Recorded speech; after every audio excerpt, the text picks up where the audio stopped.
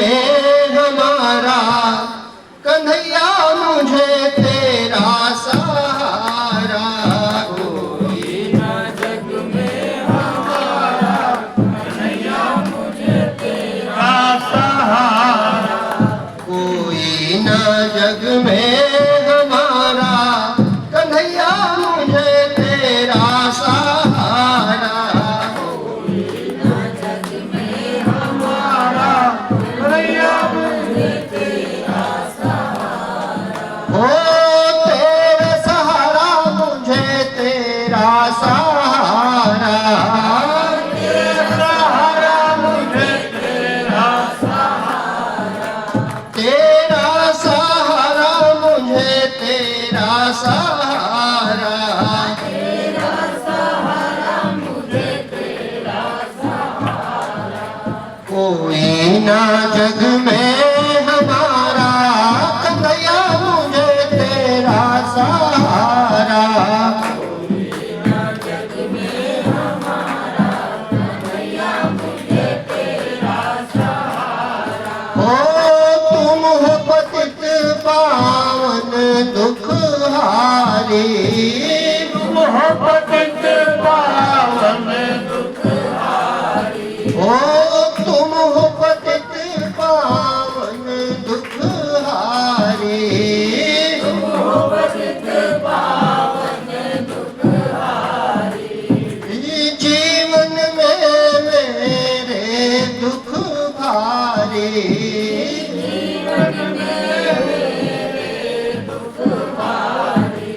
दूर करो गिरधारी कन्हैया मुझे तेरा सहारा। दूर करो गिरधारी कन्हैया मुझे तेरा सहारा। कोई ना जग में हमारा कन्हैया मुझे तेरा सहारा। जग में हमारा कन्हैया मुझे तेरा सहारा। देखो जो प्रार्थना होती है या आरती, तो वो आपकी अपनी होती है। जैसे आरती सब लोग करते हो ना, पूजा करो बाद में आरती होती कि नहीं होती? तो आरती में एक दिया जलाया जाता है, नहीं जलाया जाता। और भगवान की बड़ाई करते हुए उनसे प्रार्थना होती है। तो जो तुम आरती करते हो वो आरती दूसरे की, किसी की होगी, तुम करते हो। आर्त माने होता है दुख। आर्त माने दुख। और जो दिया जलता है वो दुख का प्रतीक है, वो हृदय का प्रतीक है। प्रभु हमारा इस दुख से हृदय जल रहा है, तो सीधे भगवान से अपना दुख कहना, इसी का नाम आरती है। और यही प्रार्थना भी है, सीधे भगवान से अपनी बात कहना। और किस तरह कहना, ये गौर से सुनो आप लोग। किस तरह कहना? जैसे तुम अपने सगे संबंधी से कहते हो, माता पिता भाई बहन पुत्र से जैसे अपनी बात कहते हो, इसी प्रकार से भगवान से कहो। अकेले में कहो। रात में 1 बजे उठ गए, चारपाई पे बैठे, तो अपनी बात कहो भगवान से पूर्ण विश्वास से। और फिर तुम परिवर्तन देखना, बहुत जल्दी। जो जीवन भर नहीं हुआ होगा वो बहुत जल्दी हो जाएगा। ये जो हम कर रहे हैं, ये मंत्र माने सलाह है आपके लिए। आप ऐसा करके देखो, भगवान जीवन के सारे दुख दूर कर देगा। वो खुद ही प्रकट हो जाता है हृदय में। लेकिन कोई ऐसा नहीं करता। और इसमें थोड़ी चीज और जोड़नी है। थोड़ी चीज क्या जोड़नी है? जैसे आपका बेटा है, ठीक, आपका मान लो बेटा है, तो का बेटे को का जरूरत है ये तुमको बताना पड़ेगा। कुछ बताने की उसको जरूरत नहीं होती। जो बेटा है उसको क्या चाहिए ये माता पिता बहुत अच्छे से जानते भी हैं और समय से देते भी रहते हैं। देते रहते कि नहीं देते? काहे? उनका अपना सगा है। जैसे उदाहरण के लिए आपका बेटा है, तो जो आपका बेटा है तो का उसको आप अपना सब कुछ नहीं देते, सब कुछ देते हो। काहे देते हो? क्योंकि अपना। तो तुम भगवान के अपने हो। भगवान कहते हैं सब मम प्रिय सब मम उपजाए, सब मेरे हैं क्योंकि सबको मैंने पैदा किया है। और ये एक नियम होता है, जिसको हम पैदा करते हैं उसके लिए हम जान भी दे देते हैं। जिसको हम पैदा करते हैं उसके लिए हम जान भी दे देते हैं। दूसरी एक और चीज देखो, गौर से सुनो, बढ़िया बात याद आ गई। जिसको हम पैदा करते हैं, पैदा करने का मतलब चाहे घर बनाओ, चाहे लड़का पैदा हो, चाहे पेड़ लगाओ, जो अपना है तो वो चाहे जैसा हो, चाहे जैसा हो, चाहे नाक टेढ़ी हो, चाहे रंग सांवला हो, चाहे ठीक से बोल ना पाता हो, चाहे बड़ा सुंदर हो, चाहे जैसा हो, लेकिन हर माँ के लिए अपना बेटा दुनिया में सबसे सुंदर होता है। ये क्या है? प्रेम से कोई सुंदर है, वो सच्चा प्रेम है। और किसी को सुंदर देखा प्रेम हो गया, वो वासना है, दोनों पंचानो।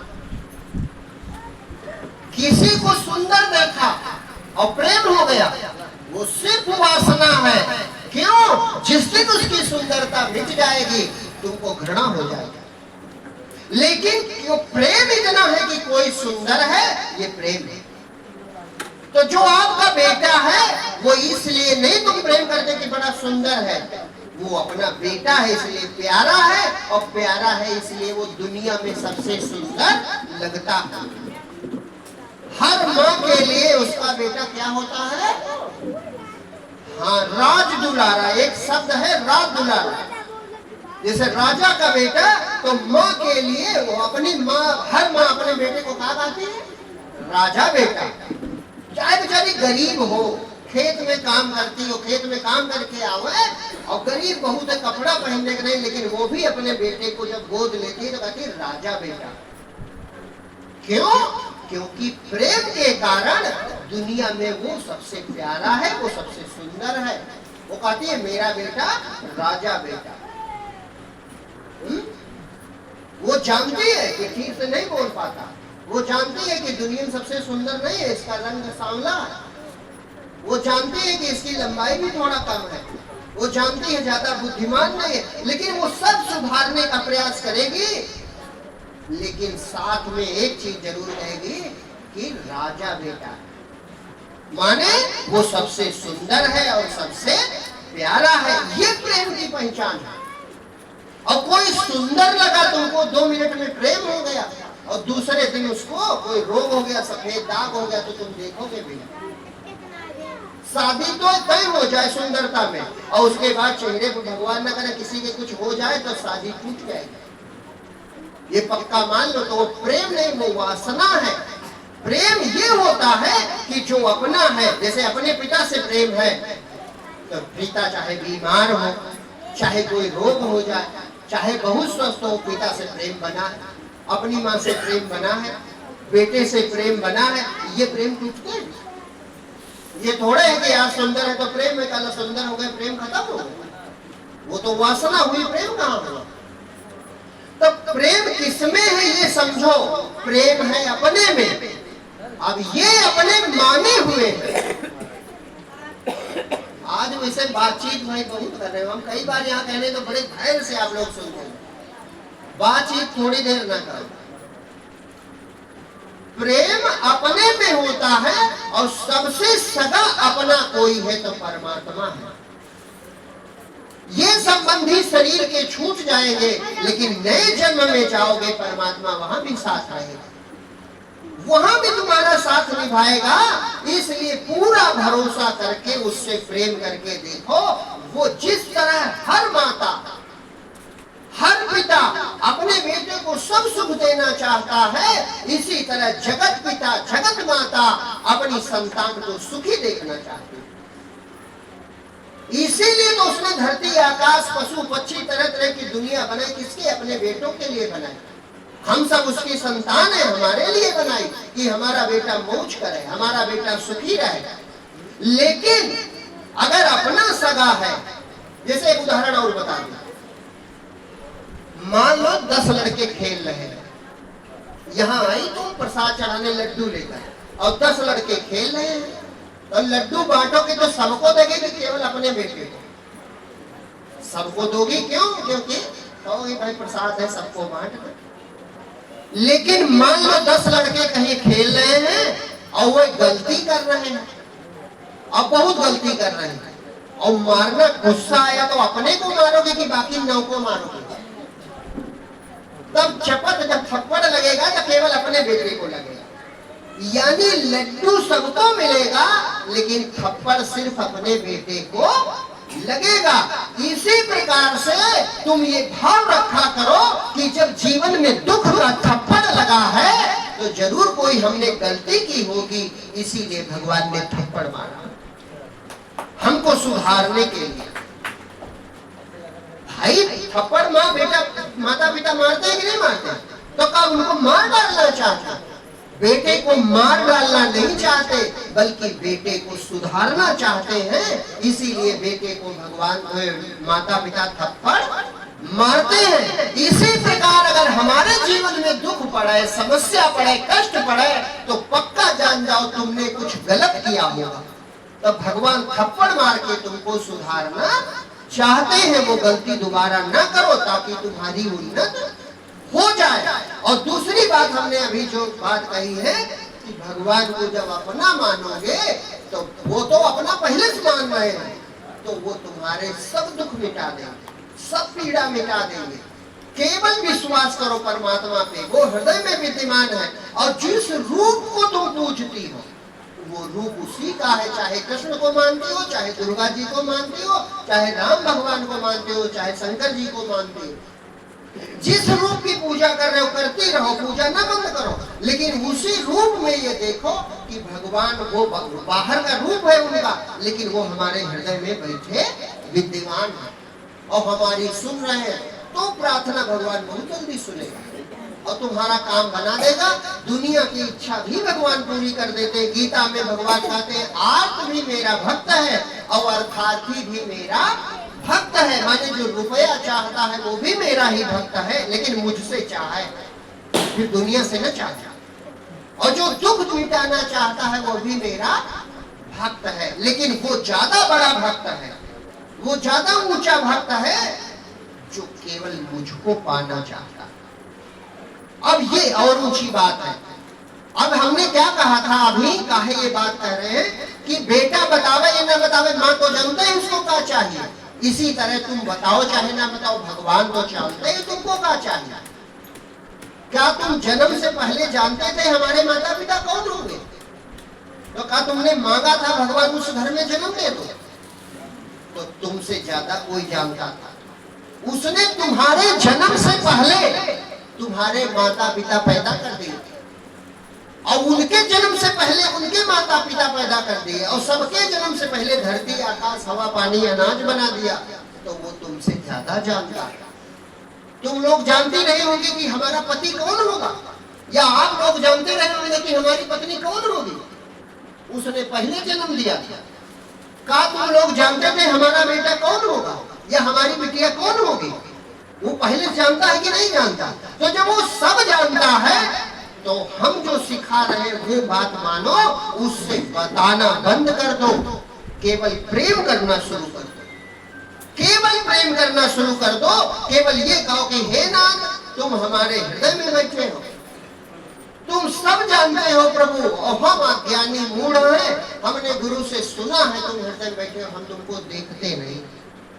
प्रभु तुम हमें देख रहे हो लेकिन हमने तो संतों से सुन लिया है, हम आपको देख नहीं पाते।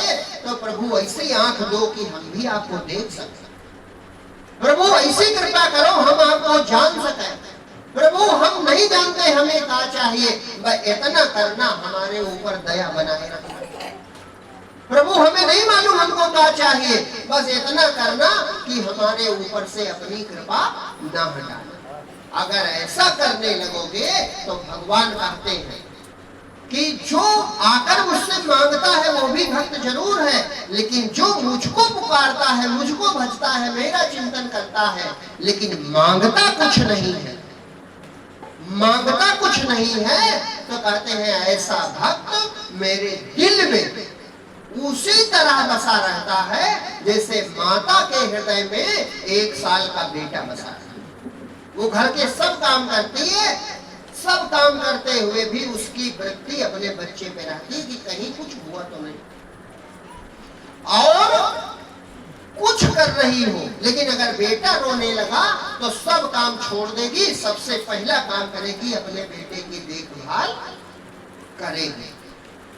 चाहे जो काम हो, चाहे खाना बना रही हो, चाहे वो तैयार हो रही हो, चाहे कोई काम हो, लेकिन उसी समय अगर बेटा रोने लगा तो सब काम एक किनारे, पहला काम बेटे का दुख मिटाना। क्या बात है, भूखा तो नहीं है, लेट्रिन तो नहीं कर ली है, गंदा तो नहीं हो गया है, या कोई जानवर तो नहीं आ गया। कहने का मतलब पहले बेटे का ध्यान। इसी तरह भगवान कहते हैं नारद जी से कि नारद जी, जो मुझको भजता है, मेरा याद करता है, मेरी शरण में रहता है, सदा करो तिनके रखवाली, जिन बालक राखे महतारी। जैसे माँ बच्चे की रक्षा करती है, इसी तरह शरणागत भक्त मुझको बहुत प्यारा। भगवान यहाँ तक कहते हैं कि शरणागत अतिशय प्रिय मोरे, माने शरणागत इतना प्यारा है कि अगर उधर किसी ने आंख भी टेढ़ी की तो उसको आंखें गंवानी पड़ेगी। जो अपकार भक्त के करई, राम रोष पावक सो जगई। जो भगवान के भक्त का हित करना चाहे तो भगवान उसका हित कर दे। ये बहुत बड़ी भक्ति है। तो यही तुमको हमको सबको अपनानी चाहिए। जानती नहीं हो कोई बात नहीं, तुम जान जाओगे जब उसकी कृपा होगी। अपने बल से कोई नहीं जान सकता, अपनी ताकत से कोई नहीं जान सकता भगवान को। ये घमंड की बात है, हम इतना जप करेंगे, इतनी तपस्या करेंगे, इतना धर्म कर, कुछ नहीं कर पाओगे। केवल प्रेम करो, भगवान को अपना मानो, भगवान को सगा मानो। कहो प्रभु तुम हमारे पिता हो, तुम हमारी माता हो, तुम ही हमारे सर्वस्व हो, सब कुछ तुम ही हो। जैसे भजन है, तन मन तुम ही हो जीवन, तुम प्राण हो हमारे, कोई दूसरा नहीं है गोविंद बिन तुम्हारे। ऐसे भाव से प्रेम करो, फिर देखो कितनी बड़ी कृपा मिलेगी। भजन गाओ कि कोई न जग में हमारा कन्हैया, मुझे तेरा सहारा। कोई न जग में हमारा कन्हैया, मुझे तेरा सहारा। कोई न जग में हमारा कन्हैया, मुझे तेरा सहारा। कोई न जग में हमारा कन्हैया, मुझे तेरा सहारा। ओ तेरा सहारा, मुझे तेरा सहारा। तेरा सहारा, मुझे तेरा सहारा। तेरा सहारा, मुझे तेरा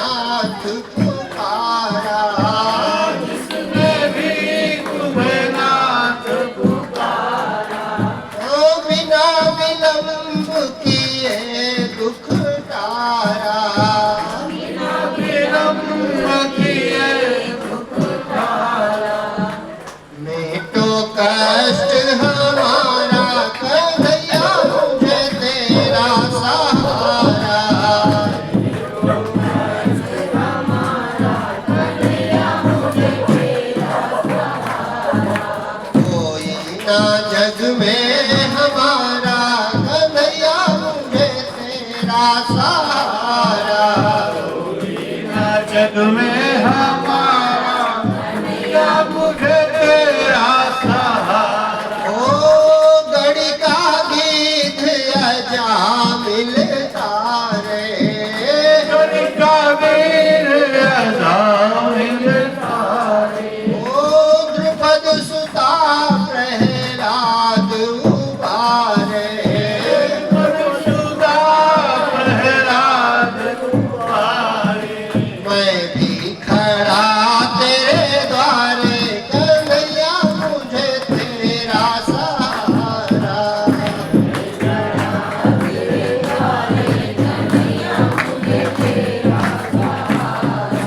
कोई ना जग में हमारा, कन्हैया मुझे तेरा सहारा।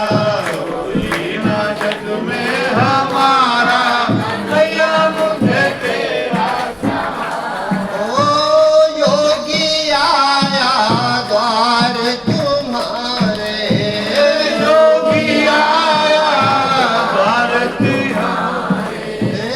तुमको दीनानाथ पुकारे, तुमको दीनानाथ पुकारे।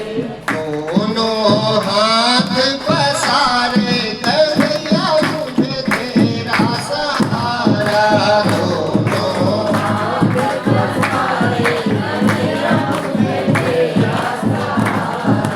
कोई ना जग में हमारा, कन्हैया मुझे तेरा सहारा।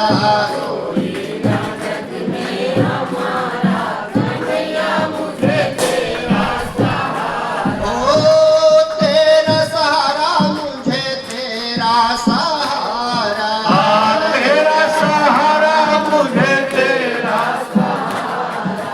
तेरा सहारा मुझे तेरा सहारा।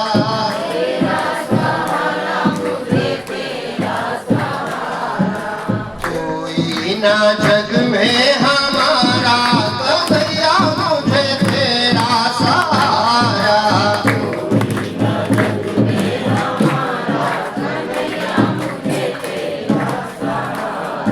कोई न जग में हमारा, कन्हैया मुझे तेरा सहारा।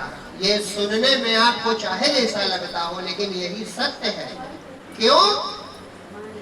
क्योंकि मंदिर के सामने, धर्मशालाओं में, बड़ी बड़ी जगहों पे जाओ तो देखो सड़क किनारे दोनों लाइनों से कुछ कटोरा लिए भिखारी बैठे हुए हैं। उनमें ज्यादातर किसी के आंख नहीं है, किसी के हाथ नहीं है, किसी के पैर नहीं है, और बैठे हैं बेचारे। तो का सब आकाश से गिरे हैं कि किसी घर में पैदा हुए हैं? ये प्रमाणित है किसी घर में पैदा हुए होंगे, यानी वो भी किसी का बेटा है, किसी की बेटी है, किसी का भाई है, लेकिन वो किसी काम का नहीं था, इसलिए घर से निकाल दिया गया, सड़क किनारे बैठा। तो ये कड़वा है, लेकिन सत्य है कि सगा तुम्हारा कोई है तो केवल परमात्मा है। तुम अगर किसी लायक नहीं बचोगे तो बहुत मुश्किल है रह पाओ।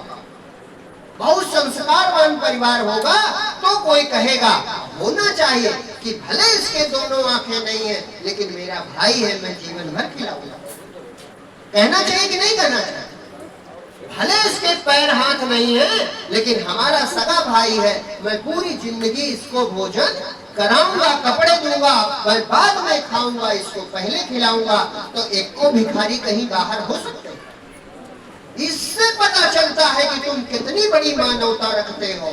आदमी सिर्फ स्वार्थ का संबंध रखता है। जिस दिन आपसे कुछ नहीं मिलेगा, उस दिन हो सकता है आपको घर में रहने को न मिले। ये पक्का जानो, ये कड़वा सत्य है। इसीलिए संत कहते हैं, कोई ना जग में हमारा, कन्हैया मुझे तेरा सहारा। प्रभु आप ही हमारे हैं, उसको साथ निभाओगे, और बाकी ये दुनिया तब तक साथ निभाएगी जब तक हम भी कुछ करेंगे। कहते हैं बड़ी जल्दी गन दो यहाँ से ताली बाजी भैया, यानी तुम भी कुछ करोगे तो हम भी कुछ। ये सहकार है, सहकार माने साथ साथ चलना है। कुछ तुम करोगे तो हम करेंगे तो निभ जाएगी, अच्छी बात है, गलत नहीं है, लेकिन वो बिना करे सब देता है, वो केवल भगवान है। बिन मांगे सब कुछ देता है। तो किसी ने हमसे, ये भजन हम गा रहे थे, तो किसी ने कहा नहीं, हम झूठ कह रहे हैं, लेकिन मन की हम जानते हैं, मन में आया। हम क्या जानते हैं? भगवान जानता है। गलत हमने कह दिया, हम कुछ नहीं जानते, भगवान सबके मन की जानते। तो भगवान जानता है, भगवान ने हमें संकेत किया कि इनके मन में ऐसा है। कैसा? कि देखो तुम बैठे मंच पे गा रहे हो, बिन मांगे सब कुछ देता है। भगवान से मांगत मांगत मर गए, एक नौकरी ना मिली, मांगत मांगत मर गए, ये काम ना बना। तो मैंने उनको ये संकेत मिला, तो उसी दिन हमने ये समझाना शुरू किया कि तुमने कहा आंखें मांगी थी और नहीं मांगी थी तो कीमत कितनी है ये किसी उससे पूछो जिसके पास आंख ना। तुम नहीं जानते क्योंकि तुम्हारे पास है। जिसके पास आंख ना हो उससे पूछो कि आंखों की कितनी कीमत होगी है, तो वो कहेगा भैया हम 10 करोड़ दे देंगे, दे दो अपनी आंख। जिसके पास पैर ना हो उससे पूछो पैर कितने कीमती। जिसके दांत गिर जाते बुढ़ापे में उससे पूछो कि दांत कितने जरूरी हैं। कहने का मतलब जो सुन नहीं पाता उससे पूछो कान कितने जरूरी है। ये बात इसलिए हमने कही कि बिन मांगे सब कुछ देता। तुम रहोगे कहां? इसलिए धरती देगी। खाओगे क्या? इसलिए अनाज, दूध, फल, सब्जियां, जल बना दिया। श्वास क्या लोगे? इसलिए श्वास बनाई। देखने के लिए आंख दे दी, सोचने के लिए बुद्धि दे दी, करने के लिए हाथ दे दिए, चलने के लिए पैर दे दिया। तो तुमको सब कुछ दे दिया कि नहीं दे दिया? तो कहा तुमने मांगा था। बिन मांगे सब कुछ देता। अब तुम कहो कि गुरुजी आप बातें तो बहुत बढ़िया बताते हो, लेकिन हम गृहस्थी के पचड़े में फंसे हैं। ये बढ़िया शब्द होता है। लोग कहेंगे हमसे, बहुत लोग आते हैं, कहें गुरुजी बात तो आपकी बड़ी अच्छी है, लेकिन हम गृहस्थी के पचड़े में फंसे हैं, तो भगवान की भक्ति कहां कर पाएंगे? इसी का उत्तर सुन लो जितने लोग बैठे। तुम गृहस्थी के पचड़े में नहीं फंसे हो, बल्कि यही भगवान की मर्जी है, इसलिए तुम यहाँ। उसकी मर्जी ना होती तो तुम्हारा जन्म ही ना होता, वो परिवार ना मिलता, वो पत्नी पति न मिलता, वो भाई बहन, वो पुत्र न मिलता। तो तुमको जो मिला है वो तुमको भगवान ने दिया है। ये क्यों नहीं मानते? भगवान ने दिया है, इसलिए ईश्वर की सेवा समझ के काम करो। अब सुनो भक्ति कैसे करनी। अगर तुम भगवान की सेवा समझ के घर में रहोगे तो गृहस्थी से ऊंचा आश्रम कोई नहीं। अन्य तीनों आश्रम इसी से निकलते। आकाश से न सन्यासी गिरता है और न ब्रह्मचारी गिरता, न वानप्रस्थी गिरता। गृहस्थी से तीनों आश्रम निकलते हैं कि नहीं निकलते? और तीनों आश्रम इसी गृहस्थी से पोषण पाते। वो भंडारा भले हरिद्वार में चल रहा हो, लेकिन वो अनाज किसी किसान के खेत का है कि नहीं? वो भंडारा भले मथुरा में चल रहा हो, वृंदावन में चल रहा हो, लेकिन वहां जो दाल परोसी जा रही है उस दाल को किसी किसान ने पैदा किया। तो दुनिया गृहस्थी से ही चल रही है, ये प्रभु की मर्जी है। और तुम बहुत भाग्यशाली हो कि तुम गृहस्थी में। तुमसे भाग्यशाली वो नहीं है जो गृहस्थी के बाहर है। ये हम इसलिए नहीं कह रहे कि ये सत्य है। भगवान ने बढ़ाई थी। भगवान राम आए तो गृहस्थ बनकर रहे, भगवान कृष्ण आए तो गृहस्थ बनकर रहे। जितने संत महापुरुष हुए, वशिष्ठ जी परम विद्वान, परम ज्ञानी, नित्य मुक्त आए, और 100 लड़के थे उनके, 100 लड़के सारे जितने महापुरुष हुए। क्यों? क्योंकि गृहस्थी से बड़ा कोई धर्म नहीं। और इसमें भगवान कैसे मिल जाते हैं? अब थोड़ा धैर्य से सुनो। तो एक हम बढ़िया कथा सुना रहे हैं। ये कथा बताती कि गृहस्थी कितना बड़ा धर्म है। एक ऋषि थे। वो ऋषि जो है मतलब तपस्या बहुत की, रातों दिन तपस्या करे। तो तपस्या करते करते उनके अंदर शक्ति आ गई बहुत ज्यादा। तपस्या के बल से। खूब तपस्या करें तो तपात सिद्धिर तपात सिद्धिर तपात सिद्धिर न संशया, ये कहा गया, माने तप से सिद्धि जरूर आ जाती है। तो उनको सिद्धि आ गई। अब सिद्धि का असर क्या हुआ कि एक दिन वो बैठे ध्यान कर रहे थे, तो ऊपर से एक बगुली निकली, बगुली। अब उसने बीट कर दिया, माने लेट्रिन कर दिया। अब उनकी नाक पे गिर गई। अब एकदम से वो गुस्सा, भाई सबको आएगा, तो उन्होंने गुस्से में देखा। जब गुस्से में देखा तो वो बगुली जो थी जल के भस्म हो गई। अरे जैसे बगुली जल के भस्म हुई, बस उनको लगा कि हम साधारण महात्मा अब नहीं रहे। जब क्रोध में देखा बगुली जल गई, तो जिसको देख लेंगे वही जल जाएगा। तो उनको अहंकार आ गया कि अब हम बहुत बड़े तपस्वी महात्मा बन गए। तो एक दिन, लेकिन भक्त थे तो भगवान ने दया कर दी, लीला रच दी भगवान। एक दिन वो पहुंचे, कहां पहुंचे? जनकपुर। जनकपुर में एक स्त्री थी, वो अपने घर में अपने पति की सेवा कर रही थी। सेवा से तात्पर्य है उनको भोजन करा रही। इतने में वो महात्मा दरवाजे पे आए तो कहा कुछ भिक्षा मिल जाए। आवाज लगाई तो पत्नी ने अंदर से ही कहा कि महाराज जी थोड़ा रुक जाओ, और अभी हम अपने पति को भोजन करा रही है, उसके बाद आपको भोजन देते। तो वो रुके तो, लेकिन काहे के लिए? नाराज बहुत हो गए। रुके इसलिए कि आवे तो अभी हम क्रोध में देखते हैं, अभी भस्म कर देंगे। अब वो जो है पति को भोजन कराने के बाद पैर दबाने लगी, उसको निद्रा आ रही थी। तो ऐसे में और विलंब होने लगा। तब उन्होंने मन में सोचा कि अरे बड़ा विलंब हो रहा है, हमारा अपमान, मैं इतना बड़ा महान तपस्वी और इतने बड़े तपस्वी का स्वागत होना चाहिए, ये औरत तो बहुत जिद्दी है। तो मन में सोचा, मन में क्या सोचा कि ये घर बाहर निकले, बाहर निकल जाए, बस अभी मैं क्रोध में देखूंगा ये भस्म हो जाए। तो इन्होंने मन में सोचा, बस चूंकि जो तुम मन में सोचते हो तो जो पूर्ण पुरुष होते हैं वो जान जाते हैं, वो मन की बात उनके दिल में पहुंच जाती है, जो तुम सोचोगे वो जान जाएंगे। इसीलिए लिखा है संतों के यहाँ जाओ तो मन में गलत विचार नहीं करना चाहिए, क्योंकि उनको पता हो सकता हो जाए। जो सिद्ध होंगे पूर्ण वाले महात्मा सब नहीं जान सकते, हमारे जैसे नहीं जान सकते, भगवान जो पूर्ण होते वो जान जाते। तो वो जान गई। अब उसने वही अंदर से कहा बाबा भिक्षा लेना है तो रुको, और मैं बगुली नहीं हूं जो भस्म हो जाऊंगी। अरे महात्मा के अहंकार सब गायब हो। सोचे कि आज की घटना है, सुबह सुबह बगुली भस्म हुई और ये औरत घर में रहती, कैसे जान गई? का देखा तो होगा नहीं। अब अहंकार घमंड छोड़ की ये अंतर्यामी है, दिल का हाल जानती है। मन में सोचे वो अंदर से बोल रही थी बाबा हम बगुली नहीं है जो भस्म हो जाएंगे। तो बाबा ने तुरंत अहंकार गिर गया, क्योंकि भक्त की भगवान रक्षा करते हैं। अहंकार जामा जरूर, लेकिन भगवान अहंकार भक्त का नष्ट कर देते हैं। तो उनका अहंकार कुछ झुक गया, गिर गया। कहा कि देवी जी ये घटना तो आज सुबह सुबह की है, आप दर्शन दो, बाहर आओ, भिक्षा भले न दो, और बताओ आपने कैसे जाना। तो जब उसने पति को निद्रा आ गई तो वो भोजन परोस के लाई। कहा महाराज अब आप भोजन करो।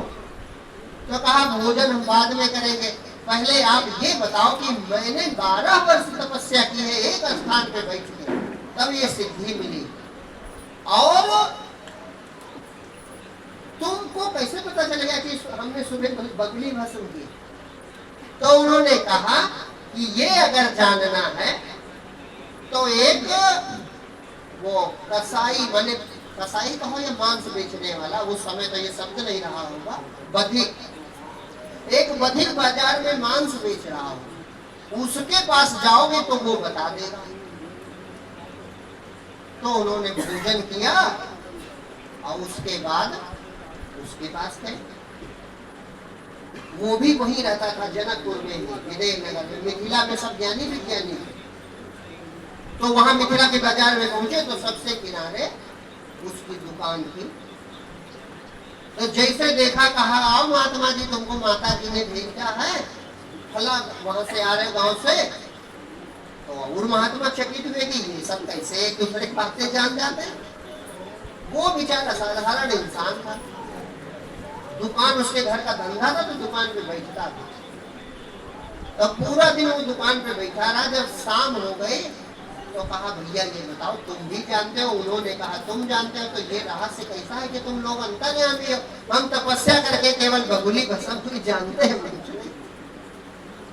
तो उसने कहा कि अभी हम नहीं बताएंगे, अभी हम घर चलेंगे और घर में हमारे जो हमारा धर्म है पूजा करेंगे हम अपनी, उसके बाद बताएंगे। तो उसने सोचा कोई ध्यान तपस्या करते होंगे, तो वो घर पहुंचा। घर में करीब 3 घंटे अंदर वो रहा, ये बाहर बैठे रहे। 3 घंटे बाद बाहर आया, तब कहा कि महात्मन बताओ अब क्या पूछना चाहते? तो कहा, अरे प्रश्न पे प्रश्न खड़े हो रहे हैं, ये तो बताओ तुम 3 घंटे क्या करते हो?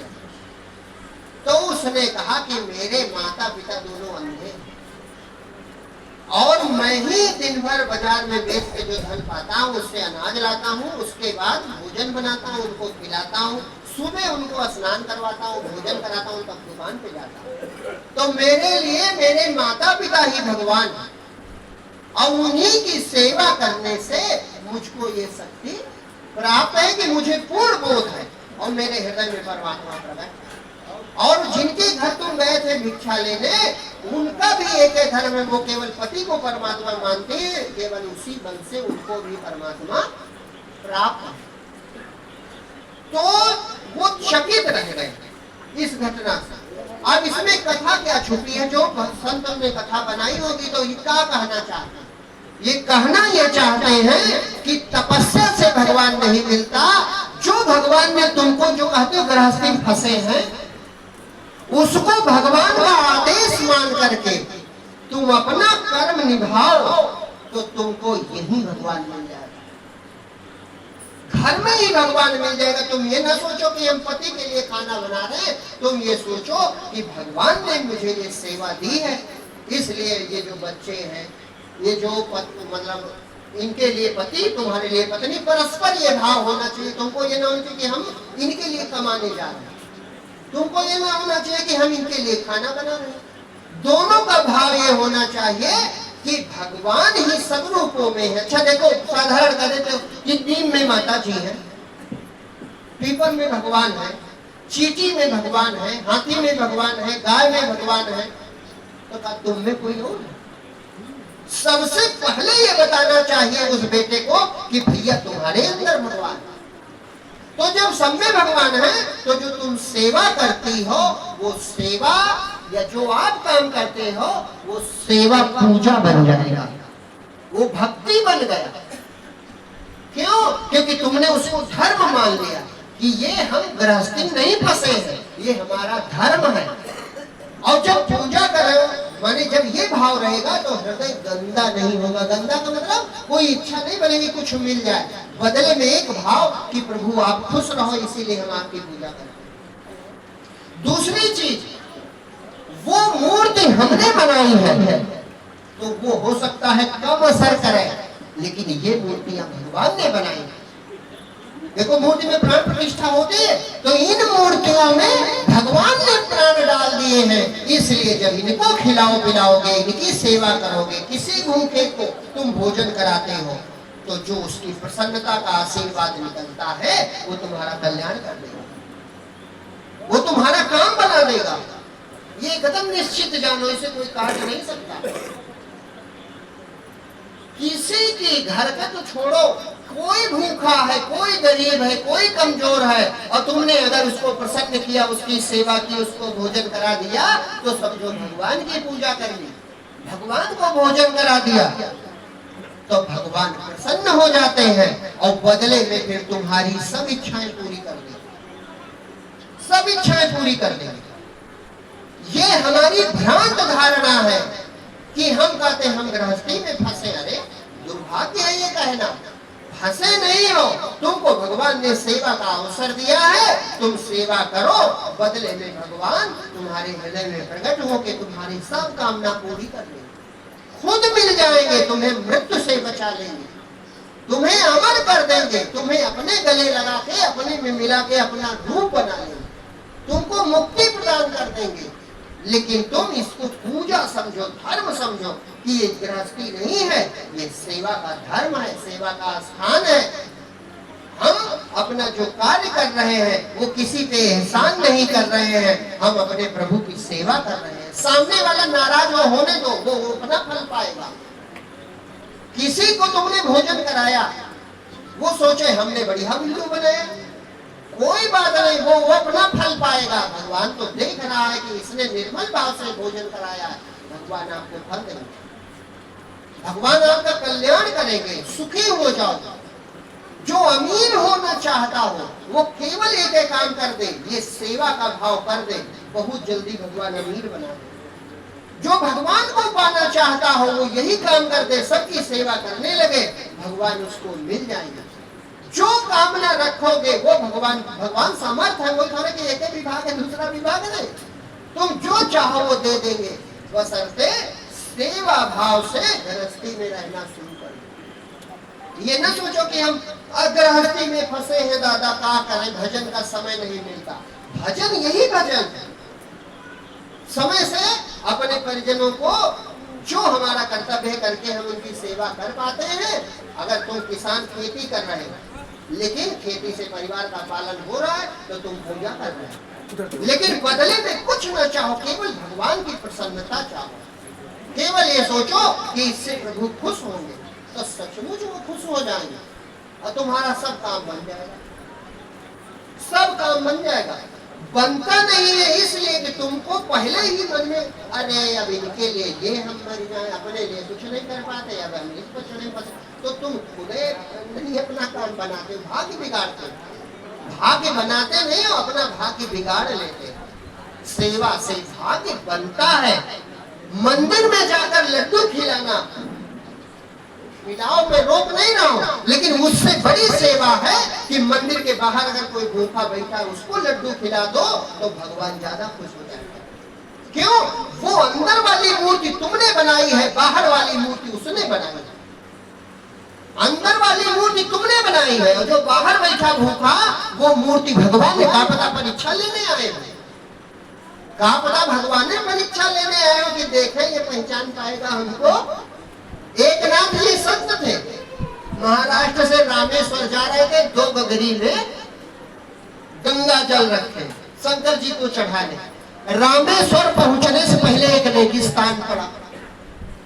अब उस रेगिस्तान में एक गदहा चिल्लाए, तो वो गदहा इतना चिल्लाए कि इनको लगा ये प्यास से मर जाएगा। पहुंचने वाले थे, अब भगवान की परीक्षा, तो उन्होंने कहा कि शंकर जी को हम फिर अगले साल जल चढ़ा देंगे, लेकिन इसका प्राण बच गया। तो एक नाथ संत जी ने वो दोनों घड़ों का पानी गधे को पिला दिया। शंकर भगवान प्रकट हो गए, कहे एक नाथ तुमने मुझको पहचान लिया। कहने का मतलब कि भगवान की बनाई मूर्तियों की सेवा करके देखो, फल अनंत गुना मिलेगा। तुम अपनी बनाई मूर्तियों की सेवा करते हो तो कम फल पाते हो, हम रोक नहीं रहे, करो अच्छी बात है, लेकिन उसमें फल कम है, इसमें फल ज्यादा है। इसीलिए तो भगवान ने ये सेवा का मौका दिया। सेवा से बड़ा कोई धर्म नहीं, लिखा सेवक सेव्य भाव बिन भावनंदनी गुण गाए। काकुसुंडी जी कहते हैं गरुड़ जी बिना भगवान के प्रति सेवा और सेवक का भाव किए कोई भाव पार नहीं हो सकता। भाव पार होना है तो सेवा करनी है, तो भगवान कहाँ मिलेंगे? माता के रूप में, पिता के रूप में। विलंब तो नहीं होगा।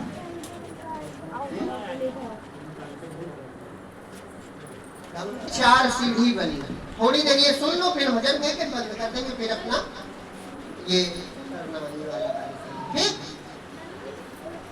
अपने यहाँ भगवान को पाने की 4 सीढ़ी बनी है।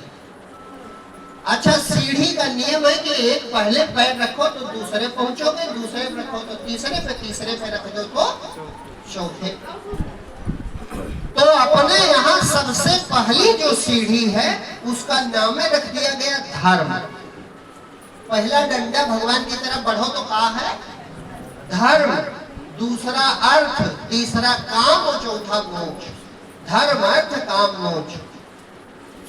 तो हम पहले सीढ़ी पे पैर नहीं रखते, ये जमाना बदल गया। हम कहाँ पैर रखते? दूसरे डंडक, अर्थ माने रुपया कमा, और धर्म जानते नहीं क्या है। आज सुनना जो हम बता रहे हैं, जितने लोग हो चाहे सब बच्चे जितने सब सुने। हमारे धर्म में कहा गया पहले करो धर्म, तो फिर कोई अजूबी चीज धर्म होगी, क्योंकि हमने तो देखा है धर्म माने लड्डू बांटो, धर्म माने हवन करो, धर्म माने कथा सुनो। अच्छा, जो बच्चा 10 साल का है, 1 रुपया नहीं कमाता, तो धर्म कैसे करे?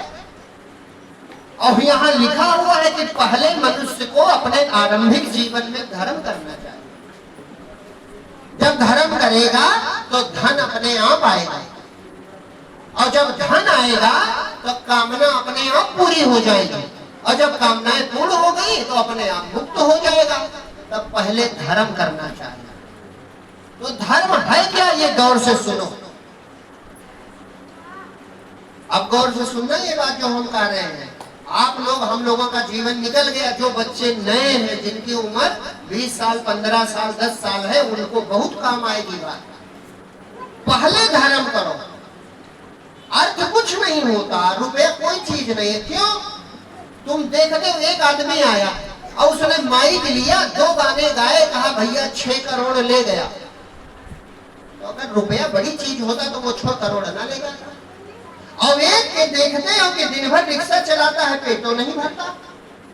एक को देखते हो दिन भर मजदूरी करता है, दूसरे के डांट खाता है, मालिक खड़ा डांटता है ठीक से काम करो, संझक 200 रुपया पाता है। और एक खिलाड़ी एक छक्का मारा, कहा भैया इनको 100 करोड़ मिल गए। एक हीरो आया, एक ठुमका लगाया पिक्चर में, कहा 40 करोड़ इनको मिला है। और एक यहाँ दिन भर काम करते करते मर गए तो रुपया मिला 300। और लिखा एक तरफ ये भी है, कर्म प्रधान विश्व करेगा था, जो जस 310 खर्चा था। गौर से नहीं सुन रहे हो आप लोग, चित्त इधर उधर जा रहा है। ये हम तरीका बता रहे, जो तुम्हें चाहिए हम वही बता रहे हैं। ये पूछना चाहिए कि एक हीरो एक गाना गाता नाचता है, करोड़ों रुपए पाता है, और एक किसान दिन भर मर जाता है बेचारा, तो पेट नहीं भर पाता। क्या बात? कोई तो बात छुपी है, कोई रहस्य छुपा है जो तुम जानते नहीं हो। तो वो रहस्य एक है धर्म का। अब गौर से सुनो, धर्म क्या है अपने यहाँ बताया गया। धर्म कहा गया देवताओं की पूजा करो। तो पूछेंगे कि भैया देवता तो काल्पनिक होते हैं। अभी गुरुजी आपने ने कहा कि अंदर वाला देवता छोटा है, बाहर वाला बड़ा है। तो वेद की मैं बात बता रहा हूं। वेदों में कहा गया कि जीवन में पहले धर्म करना चाहिए। तो धर्म क्या है? तो जीव, वहां देवता कुछ कहे गए। पहला देवता कहा गया है मातृ देवो भव। पहला देवता कौन है? माता। जिसने हमको जन्म दिया वो हमारे लिए देवता है। समझ में आ रही बात? किस देवता की पूजा करो? माता की पूजा करो। क्यों? क्योंकि हमारे लिए माता ही देवता है। उसी ने हमें 9 महीने अपने गर्भ में रख के हमको जन्म दिया, और 2-3 वर्षों तक हमारी लैट्रीन तक साफ की है, हमको तेल बुकवा किया है, हमारी नाक साफ की, आंखों का कीचड़ साफ किया। तो उसका एहसान तुम चुका सकते हो। सब गंदगी हमारी साफ की, और सारी गंदगी साफ करके हमको सुंदर बनाने का काम किया। ऐसी माता से बड़ा देवता कौन होगा? सोचने वाली बात है। तुम बाहर देवता ढूंढ रहे हो। सबसे बड़ा देवता, ये वेद कहते हैं मातृ देवो भव, मां से बड़ा देवता कोई दूसरा नहीं है। वो सब गंदगी, कोई किसी की लैट्रिन नहीं धुलेगा। धुलेगा? वो काम नहीं करती है। खाना खा रही हो बेचारी, और बच्चा लेट्रिन करने, खाना एक किनारे, पहुंच के पहले लेट्रिन साफ की, रो रहा है, दूध पिलाया, नए कपड़े पहनाए, और कपड़े धुलना भी उसका काम है, बिस्तर हटाया, और फिर जब वो सो गया तब याद आई कि अरे हमें तो खाना खाना है। कोई कर पाएगा? ये त्याग, ये दया, ये करुणा कोई कर पाएगा? तो इनसे बड़ा बड़ा भगवान ढूंढ लाए हो। अपनी माँ का अपमान करते हो, तुम चाहे जितना कलाकार हो, कलाकारी धरी रह जाएगी, गरीब रह जाओगे, नौकरी नहीं मिलेगी, काम नहीं बनेगा। चाहे जितने बड़े खिलाड़ी हो, टीम में सिलेक्शन नहीं होगा, चाहे जितने गायक हो, फिल्म में गाने का मौका नहीं मिलेगा। क्यों? क्योंकि तुमने देवता की पूजा नहीं की। जो सबसे बड़ी देवता थी, देवता का अर्थ होता है जो देवे करे ले कुछ ना, तो वो सिर्फ देना जानती, वो तुमको खुश देखना चाहती, केवल कुछ और चाहती। वो केवल चाहती हमारा बेटा खुश रहे, हमारा बेटा उन्नत करे। कहीं भैया तुम कमा पाओ, हमका ना नहीं। पिता भी यही कहता। तो इस देवता की तुमने पूजा नहीं की तो तुमको कोई दुनिया में कहीं भी उन्नत नहीं हो सकती। लोग हंसी उड़ाते हैं। कार्तिकेय के पास मोर था और गणेश जी के पास कुछ नहीं।